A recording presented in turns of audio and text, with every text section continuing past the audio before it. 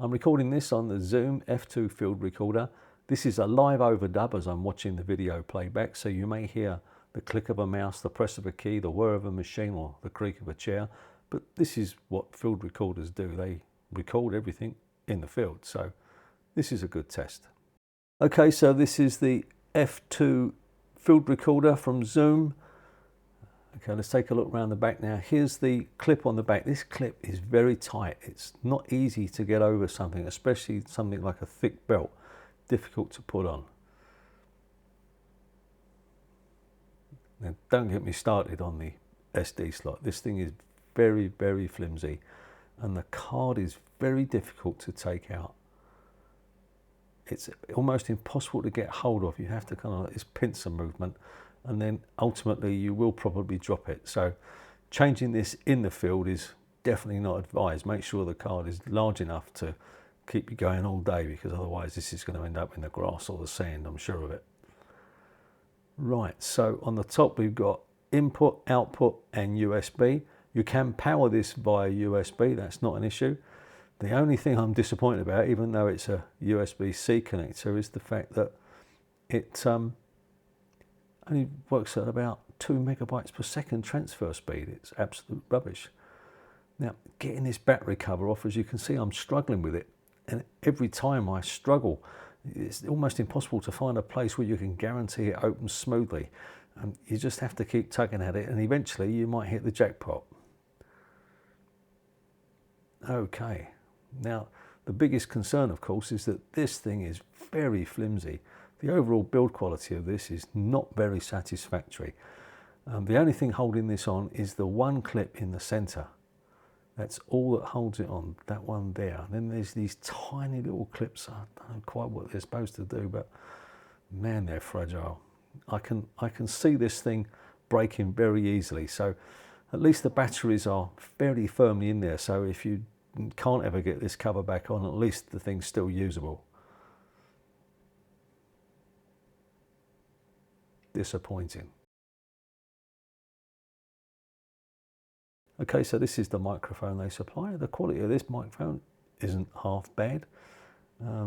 It comes with these little foam covers, little wind covers, I guess you'd call them. It comes with 3 of those, so I can lose 2 of those without too much anguish. And it comes with this very plastic clip, which it holds it firmly, I suppose. And it rotates, so you can have it left, right, up, down. It's good.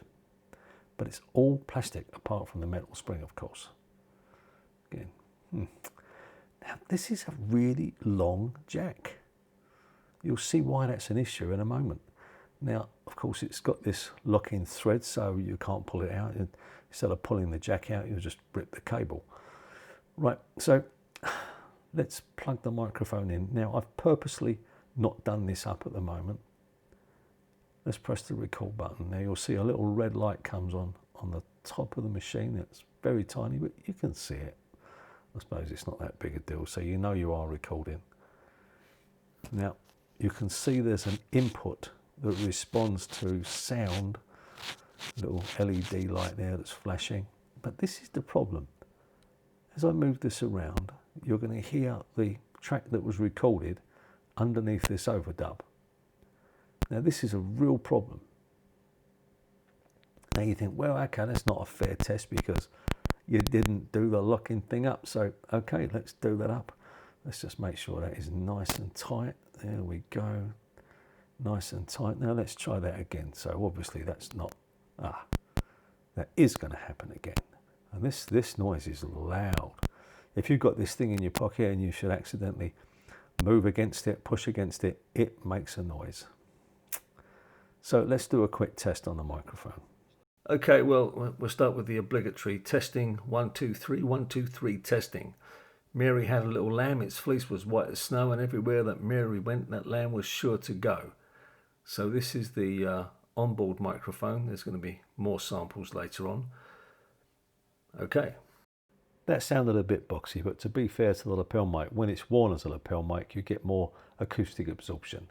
Okay, now let's try the Rode Video Micro. Let's see how we get on with that. Okay, and again, 1, 2, 3, testing. Testing, 1, 2, 3.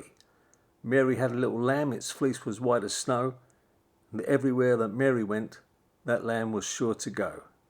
Okay, that's the Rode Video Micro. So it works, and it actually works quite well, which is nice because when I'm out and about shooting, I can record to this instead of the internal camera and then not have to worry about levels. So there we go. This dead cat isn't supplied with the system, but they're readily available from your local dead cat supplier. I'm only showing you this now because this is the way I'm going to record when I go outside later. There's a piece of software that you have to download if you want to make adjustments to any of the settings, because there's no other way to do it. You connect the device via USB and you can add things like low cut. You can change the frequency between 44.1 kilohertz and 48 kilohertz 32-bit float. You can change the way that the file names are recorded. You can send the date and time to the device to make sure it's accurate. You can change the battery type, auto power off, and you can format the card.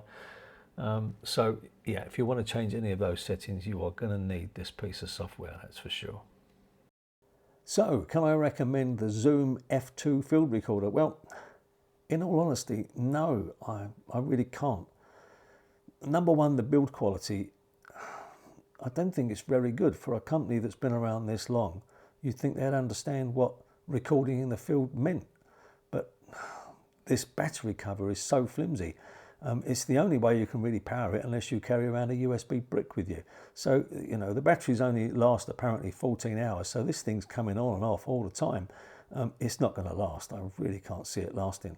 But more unforgivable is this audio jack. This noise when you move this around is completely unacceptable. Now this isn't an isolated unit.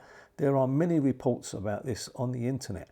Now I didn't read those reports until after I'd ordered it, but I was hoping this would be okay, but it's not. So it seems to be a common issue. I don't understand how someone with Zoom's experience that they could make such a basic error. I mean, these jacks have been around for so many years. I remember using these when I was a kid. It makes no sense to me how they could make this basic a mistake, and makes even less sense that they can send it out like this and expect to get away with it. Just absolutely outrageous. Now, I'd like to keep this because I really want a 32-bit float recorder, but I'm really torn. But I think that Zoom should say, look, listen, we're going to make a version B of this, and we'll replace all of these faulty ones as soon as that comes out. But I don't know if that's going to happen. So the chances are I'm going to have to send this back for a refund. I really don't want to. But I don't think I've got much choice in the matter. So no, I can't recommend it, which is a shame. Anyway, I'm going to leave you with some footage which I shot outside. I used the dead cat as I showed earlier, and it's quite impressive.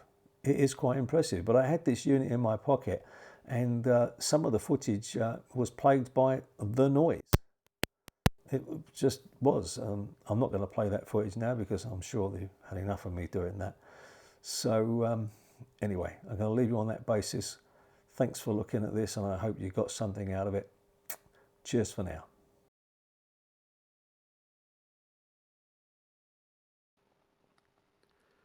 Okay, I've just noticed another issue that I'm having with this at the moment. I'm recording live on it now as I'm filming it. So I'm going to press the record button, which should stop it. I'll try the stop button as well, but I may cut off suddenly, so please excuse me. So as you can see, it's not stopping the recording. I'm going to press the stop button. No, it's not stopping it. Now, this is going to take a while to do, and I may just cut off suddenly, but it's kind of registered the push of the button, but not actually actioned it yet. Let's see how long that takes. Oh boy. Okay, this is great content. Nope, not going off. Okay, let's try it again. Okay, let's try. Am I clicking that too much? Let's just try the stop button. Nope, I've not got the hold on, unless that's slipping. No, that's definitely gone into meltdown. So, okay, so the only way to stop this is to turn it off, I guess. Apparently not. So there we go, that's another good reason to want to send it back. Okay, so the only way out of this, by the look of it, is to take the batteries out, and that's a pain. It really is a pain. Okay, well, no, definitely can't recommend this to anybody. Definitely not. Not in its current state.